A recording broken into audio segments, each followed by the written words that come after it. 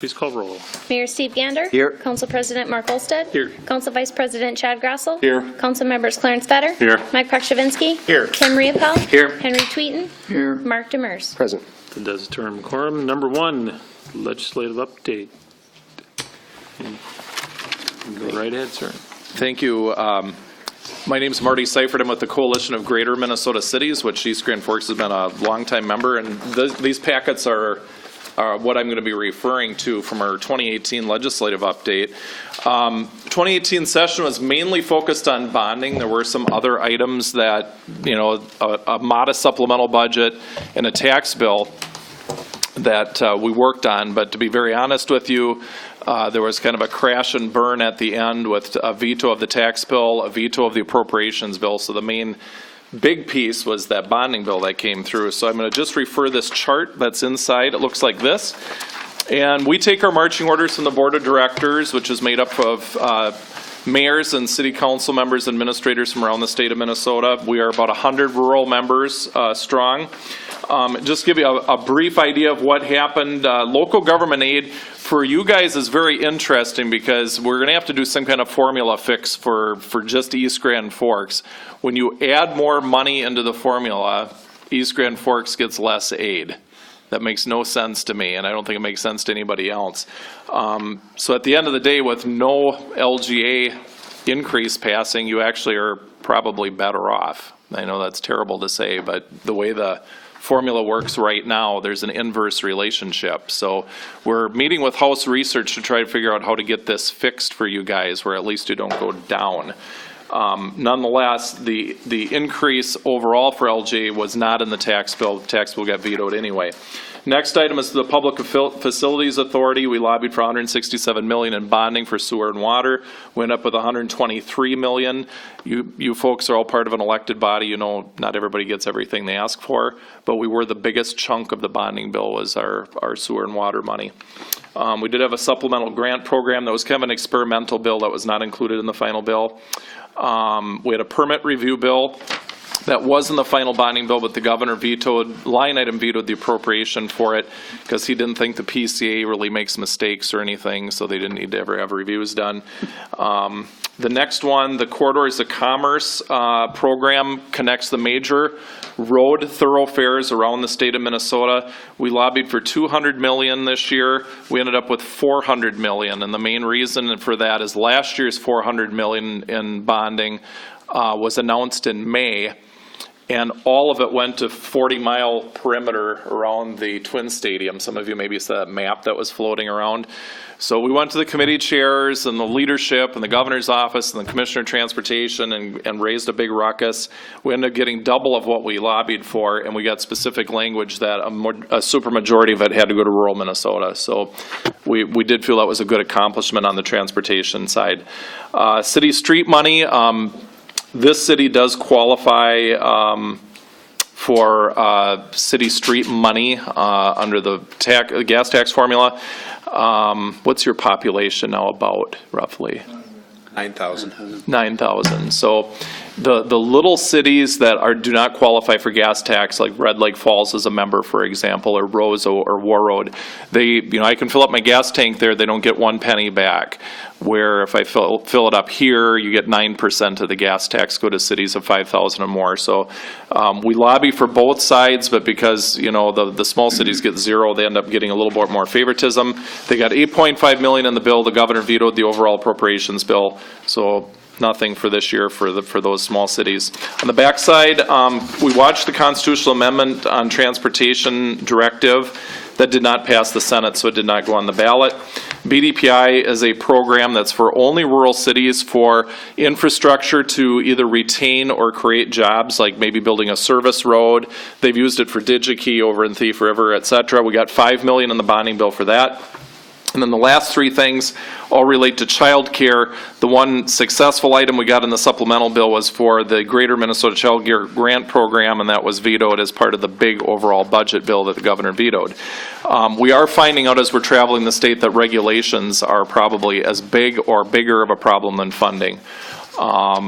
Give you an example, we were down in Lakefield last week or the week before, and they have to have hurricane prevention like a 50-gallon drum of water and things of this nature. And these daycare providers are like, really? So a lot of them are just saying, forget it. We had 12,000 daycare providers in the state of Minnesota 5 years ago. We're scheduled to have 8,000 at the end of this year, and another 1,000 fewer a year or two after that. So this is a real problem, and it's all over the state. It is mostly rural, in my opinion, but it's also creeping into the metro. So that's my report. I want to be brief, respect your time. I'll stand for any questions you might have. Anybody have any questions? I'd like to make a comment. I've been on the city council, and I've been in a lot of different committees through the years, and I have attended a lot of meetings. East Grand Forks has been getting punished when you look at it in regard to the way money is being spent on certain things, self-improvement and so forth. We've been, as a city, very diligent in taking and keeping up our infrastructure. We've also done that with our equipment. And every year under the present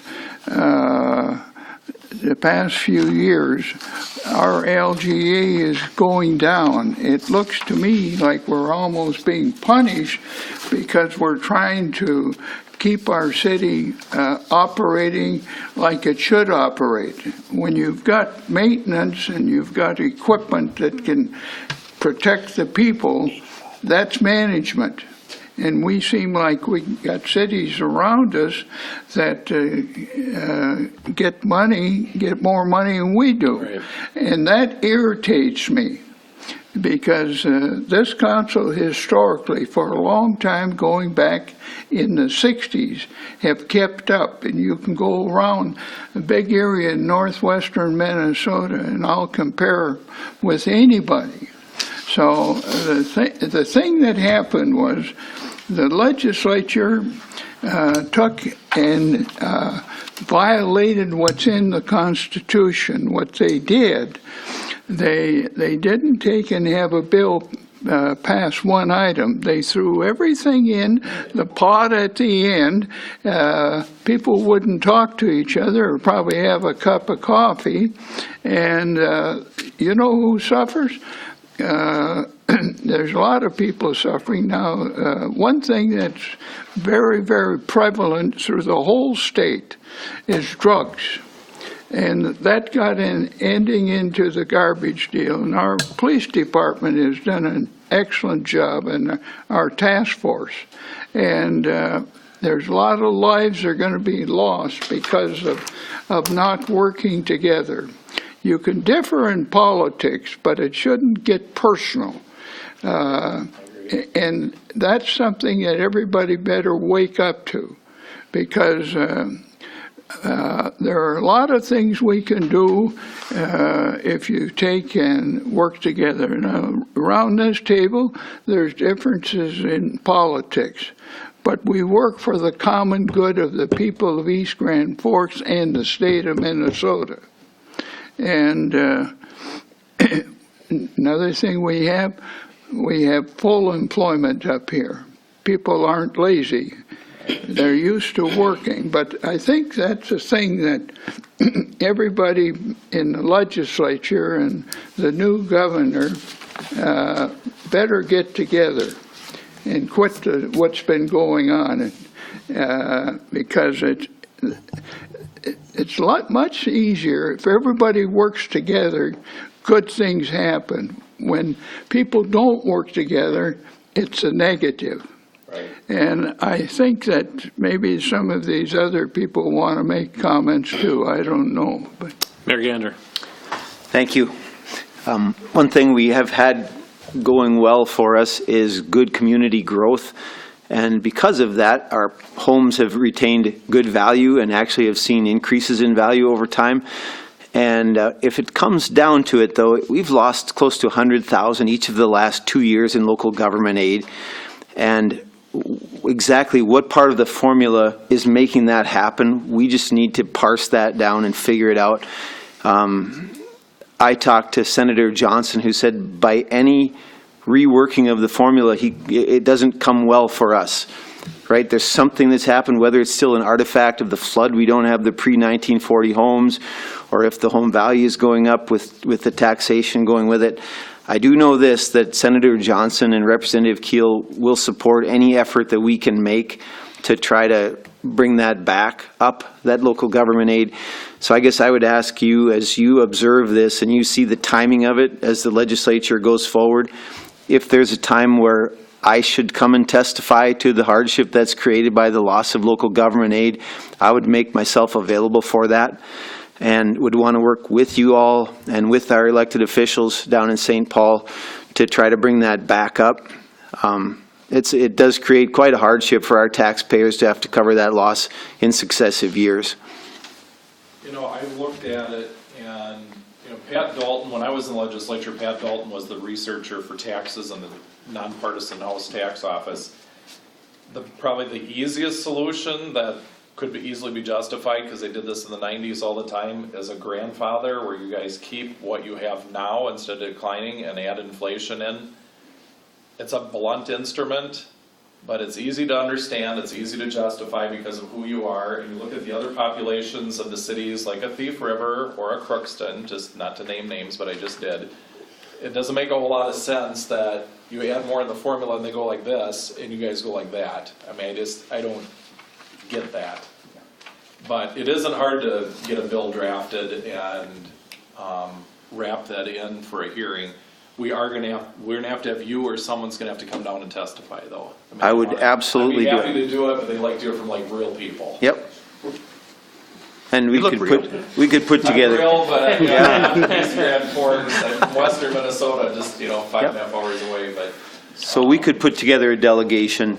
For sure, I would make myself Yeah. available for that. Yeah, and both of those legislators are well respected, and I think that you would have a lot of sympathy. If we showed you in your chart compared to your neighbors of equal population, it's unjustifiable, it really is. Yep. So, I can help get something put together, I can talk to your representative and senator about doing that. Please. See how the elections all go. And, Yep. all that. And let us know from us what you need, both in the front end, but also when it's crunch time to testify, let us know. Right, and one thing I forgot to mention, we do have our fall conference coming up in Alexandria. It's on the inside back cover. It's at the Arrowwood Resort, November 15th and 16th. If you do want to send someone, I know your administrators are really good about being able to come to those. That's where we set the legislative agenda, so if you think we're on the wrong track with LGA transportation, sewer and water, city streets, let us know, because that's the time we set the agenda. Mr. Murphy. Thank you. And I don't mean to put you on the spot politically here or whatever, but you did mention that with that we will have a new governor next year, and we're in the election cycle right now. What are you hearing as far as the candidates, particularly with the governors and maybe the candidates that are leading, as far as being LGA friendly in the future? Yeah, I mean, we had our CGMC debate or forum or whatever you want to call it down in Mankato during our summer conference, and the two primary winners were there. Palenti didn't come, and I don't even know where he is now, but he wasn't there, and he's not on the ballot. Wall's committed to some type of LGA increase.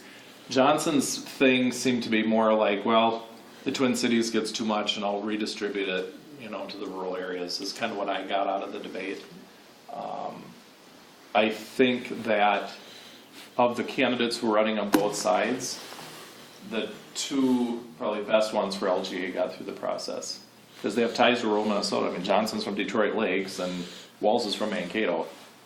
So I'm a rural guy. I kind of like it that both of the candidates for governor have some kind of a tie to rural Minnesota. Thank you. Mr. Demers. Thanks, Mr. President. Wondering if there's, back in the last few sessions, it seems like we've come to this omnibus and veto cycle where it's everything, it's a mystery until 11 o'clock on the last day of the session. You know, they adjourn Senate and you still don't know what's going on. Wondering what kind of, if there's any type of pressure we can put on as cities, as the coalition, to ask our legislators to do this in a better process. To, you know, it just seems like, I guess I wish we would go back to more of a thumbs up, thumbs down on more individual bills and Sure. stuff like that. And I understand the whole, Right. the horse trading and the leverage and all those type of things that people try to do. But I really think that not just cities, but everybody in Minnesota is not better off for the process that it seems like that's taken us. I'm just looking, you've been in the Yeah, process yeah. for a long time, and I'm just wondering if there's I think anything. a lot of it is about just structuring the rules to have bills so you can read them. I mean, just basic stuff, like you have time to read the bill, it has to be on your desk for 24 hours, just that basic stuff that isn't political, it doesn't matter what your party is. It's really about when your legislators come through or you see them, you're all gonna have to kind of get on them and say, you guys have got to stop this last minute business. And a lot of them will say, well, leadership doesn't want it that way. Well, then when they run for leadership, because I was minority leader at one Right. time, and they stand up and ask for your vote for speaker, minority leader, majority leader, ask them to change the process when they're asking for your vote for leadership, because that's the time to do it, because that's when they want something. Otherwise, they don't care.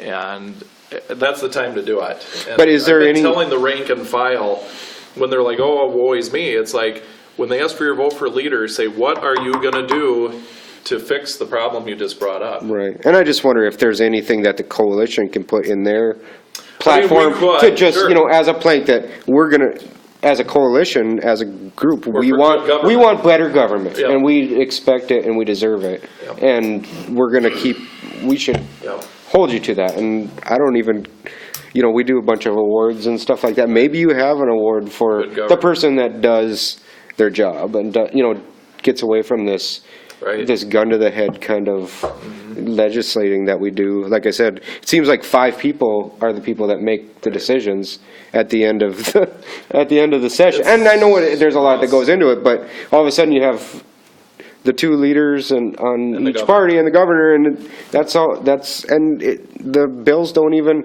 It's hard to plan when you don't even know what's in the bill. We can't lobby if we know, we can't push for a bill or not if we don't even know what they're discussing until 11 o'clock on the night before, or the night of, you know, I guess. And like I said, I would just, I agree. It comes to the voters, we have to hold them accountable, but I think that's part of what we have this group for, is we should be powerful enough as a group if we all commit to it and say, this is what we expect, this is what we deserve, that type of thing. So, just, I don't know, I don't know what the right way to do it is, but it should be something that we push for, I guess. And then, the other thing was more on the EDA side. One of the things I've been kicking around as a benefit for greater Minnesota is, you know, our businesses are who we are. I mean, it's, you know, it's our economy, it's where we work, it's all those things. And trying to retain businesses in greater Minnesota is a tough thing. I'm wondering if could be at least a working group or something within the coalition that would look at incentives for ESOPs. You know, my theory is that if there is some incentive for that, for the transfer to ESOPs, that those businesses that are owned locally will stay local. They'll be, you know, you have more incentive to make that business better and all that stuff. So maybe there's some tax incentive or increased tax incentive for doing that would be beneficial.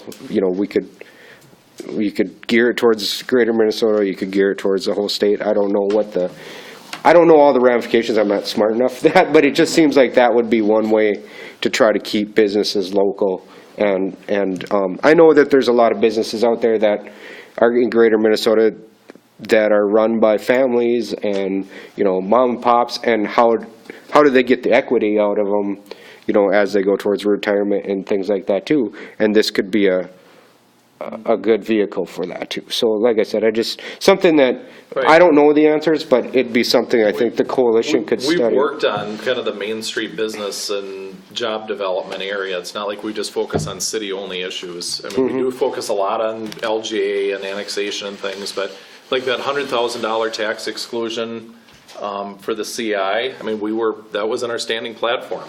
And a lot of these rural cities, you go down Main Street and you exclude their first 100,000 on CI, that's a big Right. deal. And so it's not foreign for us to Right. get the elves in the workshop to kind of noodle these ideas. Right. Like I said, I'm not a business owner, and I don't know. Yeah, but you're I'm not interested. but I just think that would be something that could help businesses in greater Minnesota. The division Thank you. of the coalition, the EDA division, does it still exist, right? The Yeah, we group? have kind of a jobs economic development area, Right, yeah, so, I and they mean- focus on things like that BDPI program, that, well, that exclusion on property tax got passed, so that's kind of dropped to the wayside. So we're always looking for ideas. What are some more things that we can do to help spur economic development? Okay. Anybody else have any questions? I see none. All right, thank you. Appreciate it, sir. I'm off to Warren, I appreciate it. Great, thanks a lot. Thank you. Thank you. Number 2, request update on winter seasonal part-time pay scale. Reid. All right, thank you, Mr. President.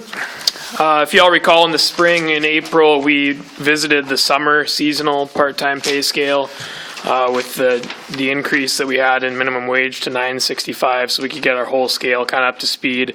And at that time, we didn't bring the winter scale forward, just I wanted to look a little closer at what the other communities around us in our market are paying. So I brought that forward to you now, just with an update. The scale itself is the same as what we offered for the summer seasonal employees, with the very first job at grade 1, step 1, starting at our current minimum wage of $9.65 an hour. The only thing that's updated on this one is the referee pay. That for hockey officials is up from what it was, to get us more in line with what they're paying on the west side of the river, where we're typically losing a lot of officials due to just that they can go over there in the past couple seasons and make more money than they've been able to make here. So that brings us more competitive with that. Otherwise, the pay scale for the remainder of 2018 is the same as what it was for the summer programming we offered.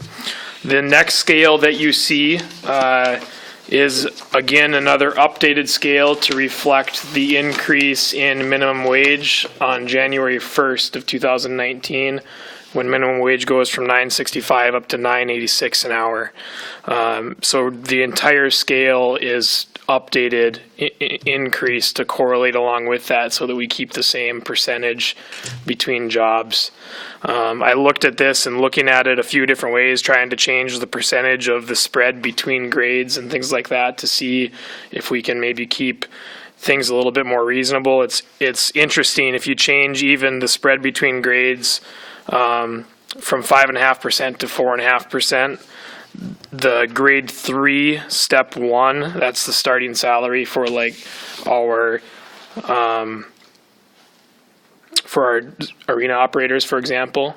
It takes it to below what our current scale is. So it would take it down from 1074 down to 1070 or something like that. So looking at different percentages, I just ended up, I'm going to bring it forward to you all at the same spread that it is, so that it matches our full-time, what we're currently using for our full-time pay scale, with the separation between grades and steps. And we'll go from there. Any questions for anybody? Anybody have any questions? See none. Thank you, sir. Thank you. Update on absentee voting for general election. Ms. Nelson. Okay. Just a reminder, as of September 21st, absentee balloting is now available in the administration office upstairs. You can stop by and get an absentee ballot or fill out the application. We verify information. We can issue a ballot. We have booths upstairs. You can take the time, vote upstairs, or you can take it with you And then we also have envelopes that you can mail it back, so you can vote from the convenience of your home. If you are unable to make it to City Hall between the hours of 8 and 5, if you visit the Secretary of State site, you can apply online, and then you will just receive an absentee ballot in the mail from the county, and then you can just mail it back. Just make sure, I just want voters to know to make sure they give themselves enough time to allow the mail to get to them and then mail it back to the county. People can also register online, and then just a reminder, general election is on November 6th. All 5 polling places will be open from 7 a.m. to 8 p.m. And if anyone has any questions, contact the administration office. Anybody have any questions? Mayor Gander? Megan, if people want to know where their polling place is, how do they find out? We have on the website right now, they go to the main page. On the left-hand side, it says vote. If they click on that, it takes them to the elections page. And that's where actually there's a link to the Secretary of State site so they can register online. All the polling places are listed on there. The ward map is also on there, so there's lots of information on that page. Right on the East Grand Forks website, just Correct. catch a couple links and they'll have it. Yes. Really no excuse for someone not to know where to vote. Like, How are you doing on election judges? Do you have enough? Right now, we have enough election judges. I do have a couple alternates, so right now I think we're okay. And with absentee balloting, 7 days, the other thing I should mention, 7 days prior to Election Day, we will have what is called direct balloting, where you still have to fill out an absentee application, but this room will be set up as a poll place, so you will actually feed the machine instead of, you'll still have to sign the envelope for that as well. So people can come. The hours for that are still going to be 8 to 5. We will be open the Saturday before from 10 to 3. But as for election judges right now, we do have enough at this time. Will this room be staffed during that time? With election judges, and then if people come in, then I have to come down and log into the Secretary of State site and just verify information. Thank you, Megan. Yes. anybody else have anything? See none, entertain a motion to adjourn. Moved by Second. Grasso, second by Pachivinsky. All in favor, say aye. Aye. Opposed, same sign. Motion is carried, means adjourned. Charlotte Reid. Just take a 5-minute recess.